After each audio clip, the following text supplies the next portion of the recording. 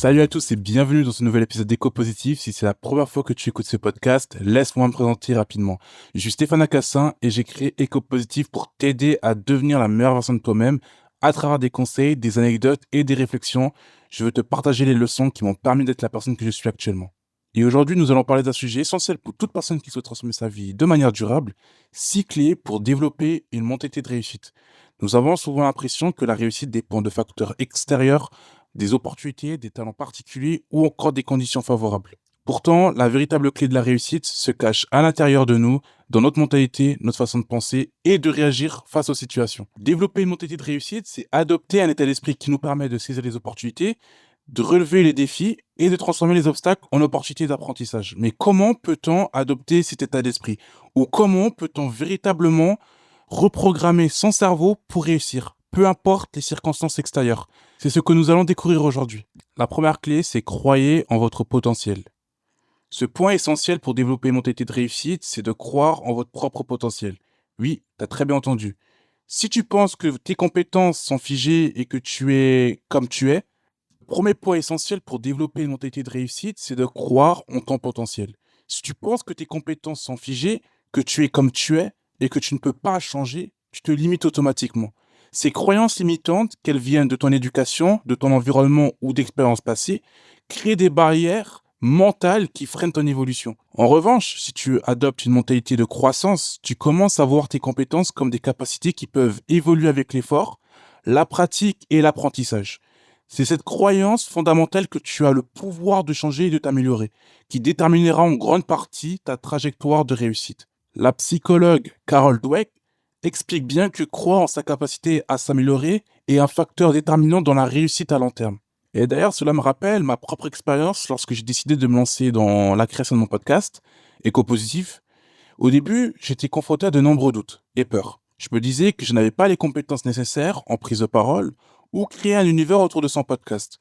Mais j'ai quand même choisi de ne pas me laisser paralyser par ces pensées limitantes et chaque jour, je me suis engagé à apprendre quelque chose de nouveau, que ce soit par le biais de tutoriels en ligne ou en demandant des conseils à d'autres podcasteurs. J'ai consacré des heures à perfectionner mes compétences, à travailler sur ma voix et à structurer mes épisodes de manière engageante. Ce processus m'a appris que le succès n'est pas un sprint, mais un marathon. Et grâce à cet effort constant, je suis parvenu à créer un contenu qui résonne avec toi.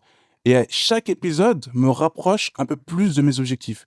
Cela prouve que même si on commence avec des doutes, la clé est de croire en son potentiel et de s'engager à travailler dur chaque jour. La deuxième clé, c'est de comprendre que la réussite n'est pas un événement unique ou un coup de chance, mais le résultat d'un effort constant. Les personnes qui réussissent sur le long terme ont compris que le succès est le fruit d'un travail régulier et d'une amélioration continue. Elles voient chaque jour comme une opportunité d'apprendre et de progresser, même si les résultats ne sont pas immédiats. Parfois, il est tentant de chercher des raccourcis ou de s'attendre à des résultats rapides, mais le succès est un marathon, pas un sprint. Ceux qui parviennent à maintenir leurs efforts, même lorsque le progrès sont longs ou que les obstacles se dressent sur leur chemin, finissent par atteindre leur objectif. L'important est de rester engagé dans le processus et de voir chaque effort comme un pas vers ta réussite future. Prenons l'exemple de Michael Jordan.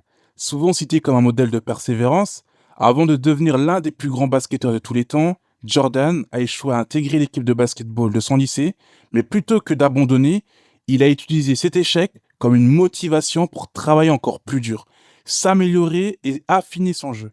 Ce qui l'a propulsé vers le sommet, et ce n'est pas simplement son talent, mais sa capacité à fournir un effort constant et à persévérer jour après jour. Et il fait partie justement de ces personnalités qui font partie de mes sources d'inspiration. La troisième clé, c'est prendre des risques calculés. Parce que le succès ne vient jamais de la sécurité ou du confort. Ceux qui développent une mentalité de réussite savent qu'il est nécessaire de sortir de sa zone de confort pour grandir. Et c'est d'ailleurs ça aussi qui m'a aidé à me lancer, parce que avant j'étais plutôt dans ma zone de confort. Je me disais, ah, le regard des gens, tout ça. Mais en vrai, qu'est-ce qu'on s'en fiche? Prendre des risques, qu'ils soient petits ou grands, c'est un élément clé de la réussite. Mais cependant, il est important de comprendre que ce ne sont pas des risques aveugles, mais des risques calculés, où tu évalues les avantages potentiels et acceptes que des échecs puissent survenir en chemin. Chaque fois que tu prends un risque, même si cela te conduit à échouer temporairement, tu apprends et tu grandis. Chaque prise de risque te rapproche un peu plus de tes objectifs en t'obligeant à explorer des voies que tu n'aurais jamais envisagées si tu étais dans ta zone de confort. Une autre personne qui m'a aussi beaucoup inspiré, c'est Richard Branson, le fondateur de Virgin. Il est connu pour avoir pris de nombreux risques tout au long de sa carrière, et certains très audacieux, qu'il s'agisse de lancer Virgin Atlantic ou tout simplement de lancer des gros projets comme Virgin Galactic. Il a toujours été prêt à parier sur des idées jugées risquées, cependant, c'est précisément cette capacité à oser prendre des risques calculés qui l'a aidé à devenir l'un des entrepreneurs les plus respectés au monde. La quatrième clé qui m'a aussi aidé dans ma vie, c'est la flexibilité mentale. C'est une qualité essentielle pour ceux qui veulent réussir. Le chemin vers la réussite n'est jamais linéaire. Tu rencontreras forcément des obstacles, des imprévus ou des échecs, mais ce qui différencie ceux qui réussissent, c'est leur capacité à s'adapter rapidement à ces changements, à pivoter si nécessaire et à voir des opportunités de redirection plutôt que des impasses. La clé est d'avoir un objectif clair tout en restant flexible sur les moyens d'y parvenir. Parfois, ce n'est pas l'objectif lui-même qui doit changer, mais la stratégie ou la méthode que tu emploies. La flexibilité mentale te permet de t'ajuster en fonction des situations, de ne pas rester figé dans une vision rigide des choses, et donc d'augmenter tes chances de succès. Un bon exemple, c'est Jeff Bezos, le fondateur d'Amazon. Amazon a commencé comme une simple librairie en ligne, mais Bezos a rapidement compris qu'il devait s'adapter à un marché en pleine évolution. Et au lieu de se limiter à vendre des livres, il a fait preuve de flexibilité en diversifiant l'offre d'Amazon, transformant l'entreprise en la gigantesque plateforme de e-commerce que nous connaissons aujourd'hui. Et sa capacité à s'adapter et à ajuster ses plans en fonction des circonstances a été cruciale dans le succès de son entreprise. La cinquième clé, c'est gère tes émotions. Développer une mentalité de réussite signifie également apprendre à maîtriser ses émotions. La peur, le doute, l'anxiété et le stress sont des émotions que tout le monde ressent à un moment donné.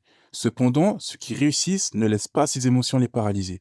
Au contraire, ils apprennent à les utiliser comme un carburant pour avancer et rester concentrés sur leur objectif. Cela ne signifie pas que tu n'éprouveras jamais de peur ou de doute, mais qu'il est essentiel de développer des mécanismes pour les gérer. L'émotion fait partie du voyage, mais elle ne doit pas dicter tes actions. Tu dois apprendre à transformer ces émotions en motivation pour persévérer, même dans les moments les plus difficiles. La sixième clé, c'est d'ailleurs ma préférée, c'est l'autodiscipline. Parce que l'autodiscipline, sans discipline, même les meilleures intentions ou les plus grandes ambitions échoueront. L'autodiscipline, c'est cette capacité à te tenir à tes engagements, à respecter tes routines et à rester constant dans tes efforts, même lorsque la motivation n'est plus là. Les personnes qui réussissent comprennent que la constance sur le long terme est bien plus importante que des éclats de motivation temporaires. Cette discipline quotidienne qui te pousse à te lever chaque matin avec un plan clair et à avancer un pas à la fois vers tes objectifs, peu importe les distractions ou les tentations. Un exemple parfait de cette autodiscipline, c'est Dwayne Johnson, alias The Rock. Avant d'être une star internationale, il a connu de nombreux obstacles dans sa carrière. Pourtant, il n'a jamais cessé de travailler dur, que ce soit dans le monde du catch ou à Hollywood. Il parle souvent de l'importance de l'autodiscipline, en disant que c'est la régularité et le travail acharné, jour après jour, qui font la différence.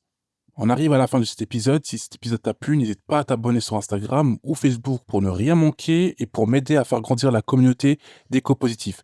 Si tu as 2 minutes, ce serait top de laisser 5 étoiles sur ta plateforme d'écoute ou un like sur YouTube.